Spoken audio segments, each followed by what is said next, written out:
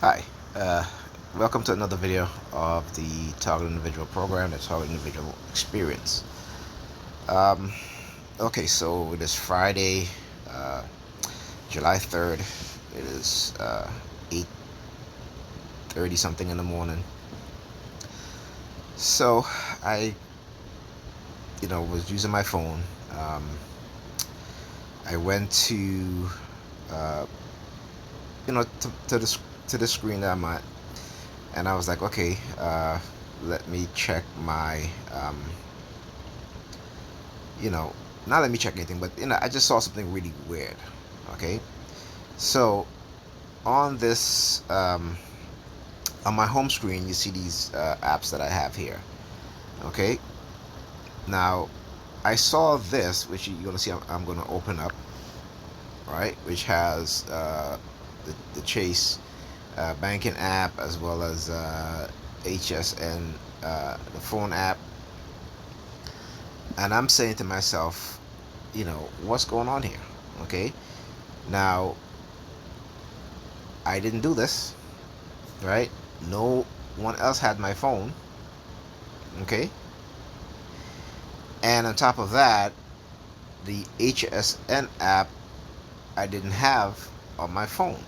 I have three screens that have apps on them, okay?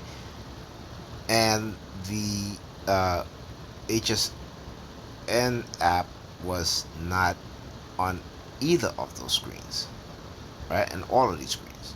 Okay, as a matter of fact, if I wanted to access or get the app, I would have to go into the app um, menu, right? Which you scroll up and it goes to the app menu. Okay, so how did this happen? I didn't do it, right? So again, um, and it's I'm gonna say this. It's they the people that create these apps, right? A lot of the times, some of these apps are created by you'll see if you'll dig deep into the fundings for some of these apps are funded by U.S. government agencies, okay, or uh, um, startups that may have a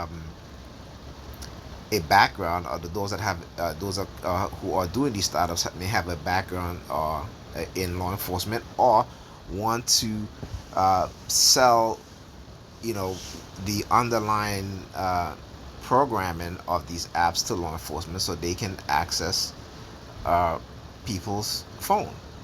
Okay, because if you think about this, right, in order for law enforcement to legally right, legally track your phone or even bug your phone, they need a warrant, right? So to circumvent them going to court to get a warrant and have to explain why they need to do that, right?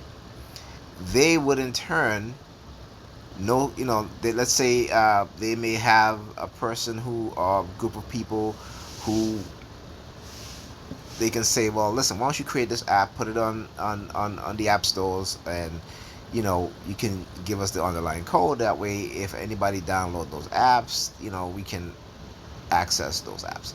And so we have to be very careful, with these apps, and when we buy them, or not buy them, when we download them, because we are giving them permission, right, to access the information on our phone.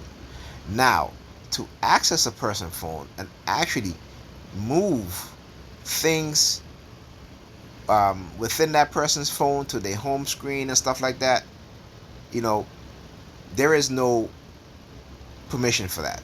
This is them doing it, because they can, right? And so being a TI, we know this, but again, we're living in an age where we need our phones, we need our cell phones, right? You cannot, you don't want to be, as a TI, you don't want to be going outside, going anywhere without a cell phone, okay?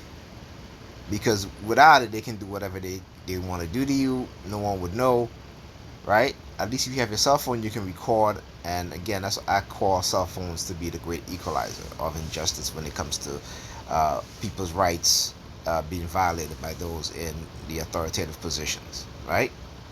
So like, and sometimes it's not even sometimes it's not the great equalizer, because even though when you have cell phone evidence, a lot of these people still get away with a lot of criminality that they engage in, and they commit on those inside in the general public, right, or civilians. Okay, but again, I'm just just to show this because and then again, why is the significance of this being done?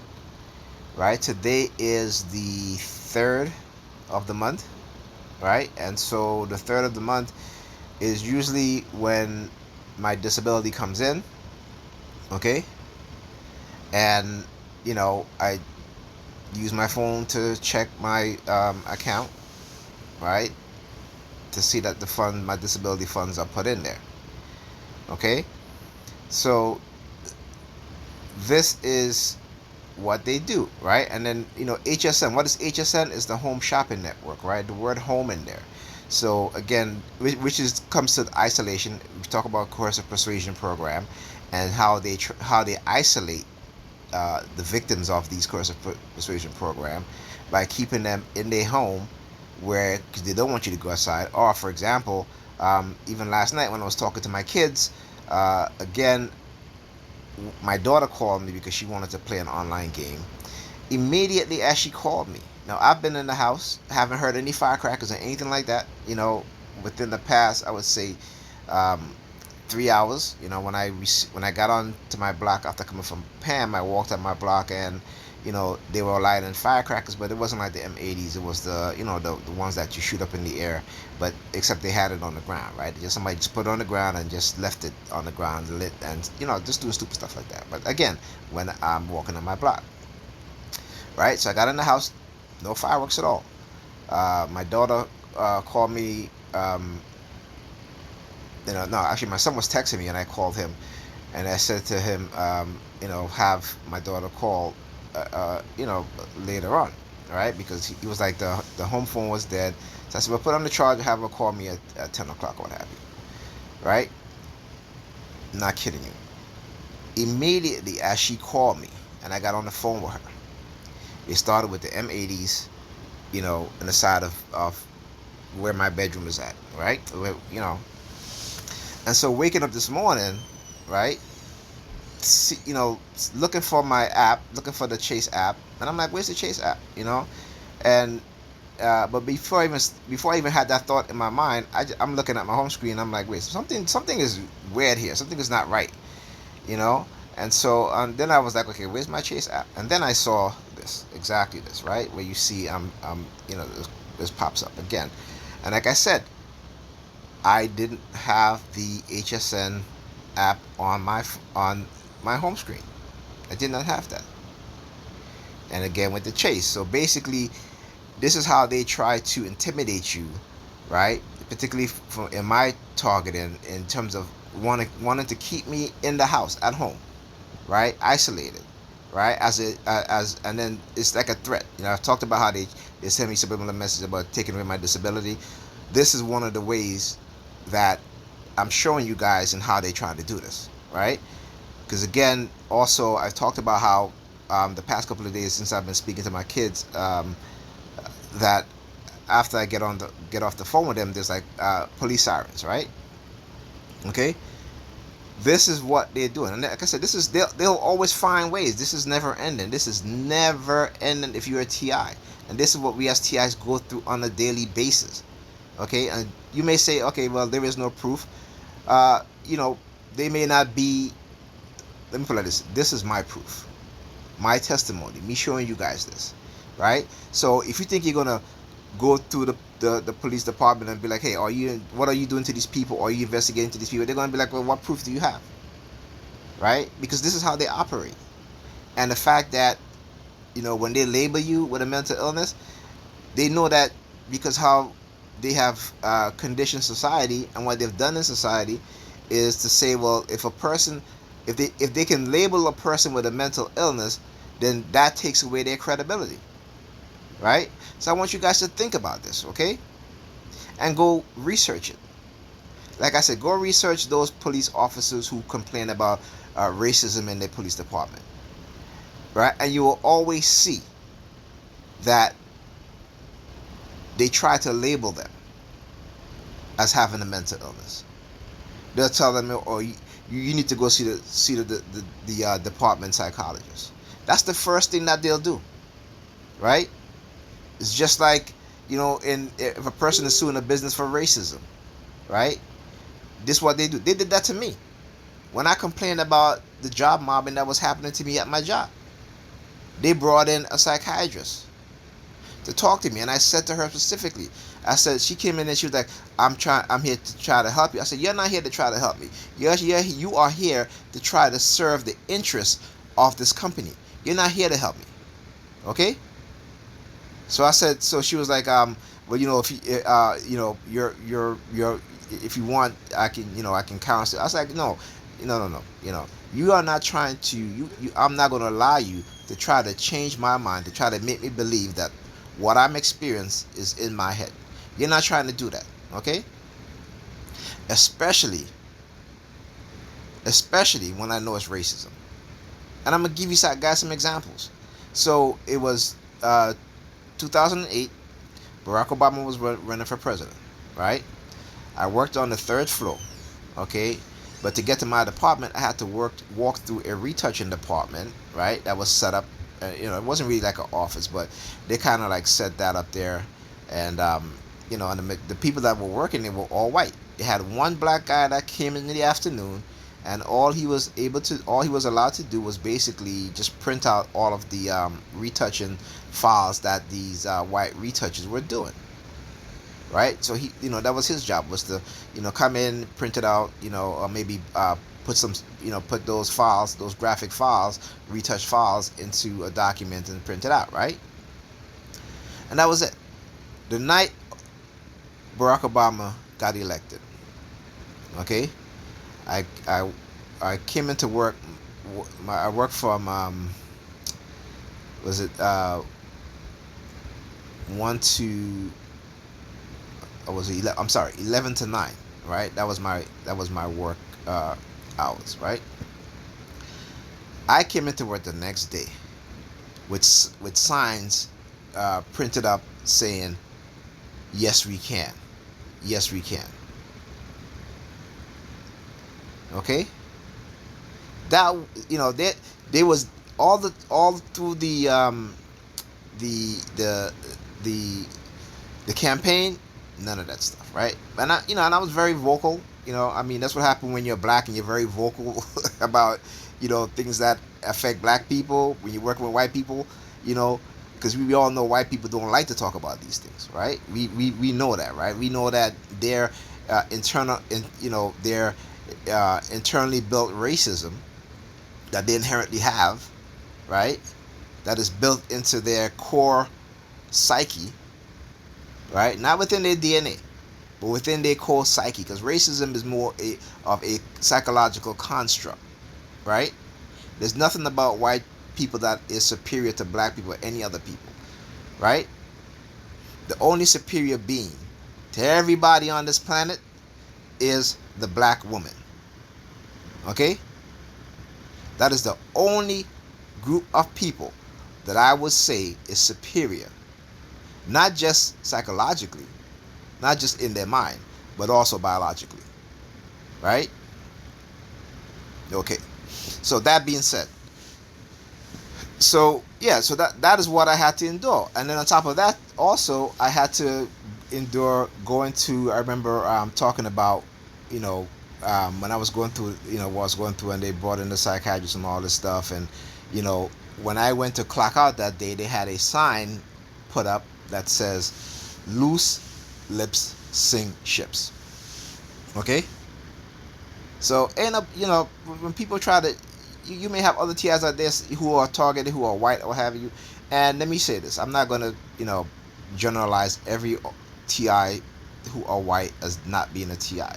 But I know a lot of them are not really TI. A lot of them are because they don't want to make this program seem to be some sort of racial thing that's where it's only black people or people of color that's being targeted, right? But the majority of people, those of us that are being targeted, are blacks. Just like with anything in society, right?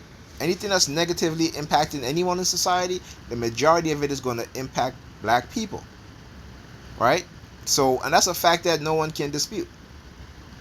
Okay, so this is what's happening, right? Like I said, today. So today is the third. I usually get my disability on the third, and normally when they would, normally coming to this time, they would, just shake the change in their pocket, stuff like that.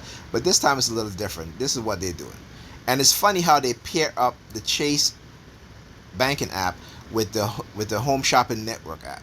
Okay, you know what I'm saying, right? And so again, this is what they do, right? So there you go, right? This is just another form of the harassment of them, with the threats. Okay, and if you look at Coercive Persuasion program, let me go back here and let me go to my Google, and let's go here. um, let's go to the website, psychological harassment.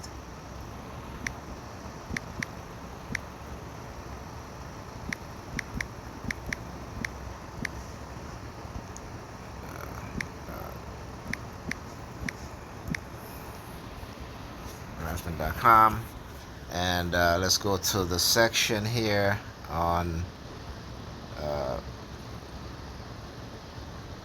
coercive mind control tactics. Okay, and let's go to, again, um, these tactics here, right? So one creates strong aversive, not one, but tactic 6. All the other ones are pretty good too, but this is what these are the ones that they mostly uh, try with me, right? So to create strong aversive emotional arousal, so they'll use Pam for that, right? um,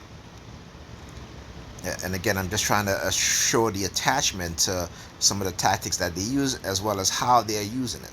Okay, all right. Now, tactic 7, which is to intimidate the person. Okay, which is, failure to adopt whatever belief or behavior that they're trying to condition you into, would lead to physical or mental illness, drug dependence, economic collapse, social failure, divorce, disintegration, failure to find a mate, etc. Okay, so these are some of the things that they'll do, right? And then, right, what does it say? It says these tactics are applied. These tactics of psychological force are applied to such a degree that the individual's capability to make informed or free choice becomes inhibited. Right? The victim becomes unable to make normal, wise, or balanced decision, which is most likely or normally, which they most likely or normally would have made. Right? So, an example of this would be, if you're a TI, you're being targeted so heavily with the street theater that, to be able to think clearly, right, in terms of when you're experiencing that fight or flight, you're not able to think clearly, because also, because of the emotional arousal, right, that you might end up becoming physically violent with somebody, or verbally abusive to someone, right? Or, and I don't fault you for that. I'm not going to blame you for that. Okay, understand that. This is what I'm saying to you as a TI who's been experiencing these things. I don't fault you if you're under psychological attack and you physically attack the people who are engaging who are engaging in psychological warfare against you. Right? You have every right to protect yourself and your mindset, right, by any means necessary. Okay? Right. And if you decide to run away or something like that, you could let's say you run into the street, get hit by a car. Okay, so these are the things that the people that engage in these things don't think about, right? Because they're so indoctrinated into participating in these things, and they're so manipulating that they themselves don't even think. Okay, and so when they try to make people believe that this stuff isn't harmful, it is very, very harmful. Okay, so I hope I explained this to you guys in a manner in which you guys understand. And again, this is just another method of them trying to, trying to make me isolate myself by trying to threaten to take away my disability again, which they do all the time. Okay.